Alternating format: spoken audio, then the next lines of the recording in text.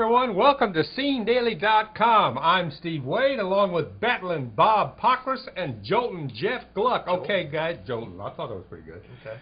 Okay, guys, as we know, the NASCAR Commission has refused any appeal for Carl Long. His penalties for an oversized engine stand at 12-week suspension, both for him and his crew chief, and a $200,000 fine. Now, we've heard a lot of comments from a lot of people that for an independent driver and a guy who works, I think, with Front Row Motorsports, who really doesn't race that often, is not a big budget guy, this is very, very harsh penalties. Basically, being robbed of his livelihood, and he can't pay the $200,000. On the other hand, we've been told that NASCAR has got to enforce its penalties to the nth degree, especially when it comes to an oversized engine.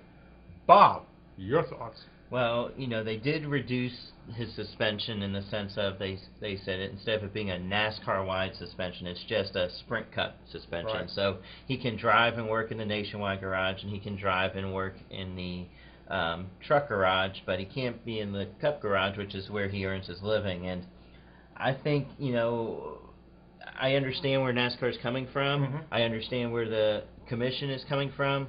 But, you know, NASCAR also has rules that EIRI, except in rare instances, and I think this is one time where Brian France should come out and say, you know what, this is not supposed to be this harsh a penalty for a guy like Carl Long. I'd be okay if he said he can't drive in any 3 Series, but at least let him be a mechanic and a spotter. Bob, you can't do that, because then you have people that come in and say, well, you know, we can try to get this through, we can try to bring this oversized engine in, but you know, if they catch us, well, you know, they'll probably let us off because we're a small team or whatever. And you get into such complicated matters. The problem is we're always complaining about, you know, oh, Dale Earnhardt Jr. gets favoritism, or so-and-so driver gets favoritism from NASCAR. And we say, stop that. We want everybody to be treated the same, every rule, every time. Well, now we have the application of this rule. It's very harsh. I mean, it stinks for Carl Long. I'm not going to say I don't feel bad for him, but that's the right ruling. I mean, it's unfortunate for him, but he did bring an oversized engine into the series, and whether it's his fault or not, that's what happened, and unfortunately they have to stick to those rules. Otherwise, you know, you're asking for special treatment, and that's what we scream about all the time. So, you know, that's my thing with it. I think, I mean, it's not like his engine was making 25 more horsepower than all the others, and he had any sort of competitive advantage. I mean, it's very minuscule. Was it not over their tolerance? It was over their tolerance. Right. Well, let's consider this. That engine was provided by another entity.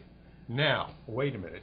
Is that entity really the one at fault here, or does the responsibility fall on Carl Long? I'm not too sure how Carl Long could measure that engine before a race, even if he could. But Carl bought it, so it wasn't like it was a leased engine. So it was Carl's. So, you know, it's hard to say, well, whoever he bought it from should be responsible. He probably needs to, you know, you would need to have a contract or some sort which would make the engine builder responsible if there is a penalty. I think that, I mean, I understand what Jeff is saying, and I understand you need to have rules, but you know, Carl is just such a different case as far as, I mean, you could, I mean, if they went with this, you know, the suspension and the fine, and just would let him be a mechanic, then it really would be the same penalty as to any other driver, because no other drivers are also mechanics for other teams, and that's really the way they make their living, not through driving. Well, how do you do that?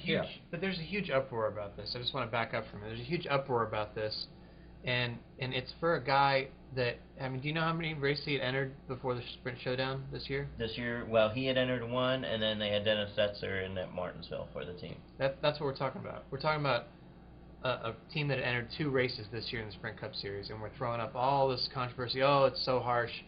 You know, the points don't matter in this situation, do they, at all? Not really, no. Being suspended from the Sprint Cup Series, I understand what you're saying about his other roles, but, you know, he wasn't going to race again until Bristol, is my understanding, in August. So these, you know, I don't understand, you know, the money, yes, but they said he's not going to be responsible for the money. His crew chief will be. If the crew chief can't pay it, that he's not going to be responsible for it. Now, he would like, I guess that would fall to him, he believes, but this is all a big thing about somebody that is not really part of the sport on a week-to-week basis. But he is part of the sport on a week-to-week basis, just not as a driver. Okay, but he's not going to be bringing his team? Correct.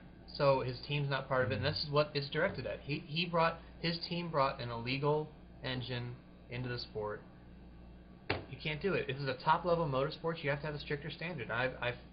If you're not going to be willing to play by those rules, you shouldn't try to bring stuff into the Sprint Cup Series. Do you guys think the oversized engine was a particular harsh point for NASCAR? Because that's probably its strictest rule. It doesn't matter how big the engine is, and that it's also, isn't this the pattern of escalating fines and escalating suspensions that we've seen for each infraction so far? Right, that's why it fits in line. I don't personally know how big of a deal the oversized engine is. All I know is that it is a big deal because I don't know the cars well enough. I'm not smart enough engineering-wise to understand what that would do. All I know is that that's very, very bad in NASCAR's mind, and so I'm just going to go with what they said there.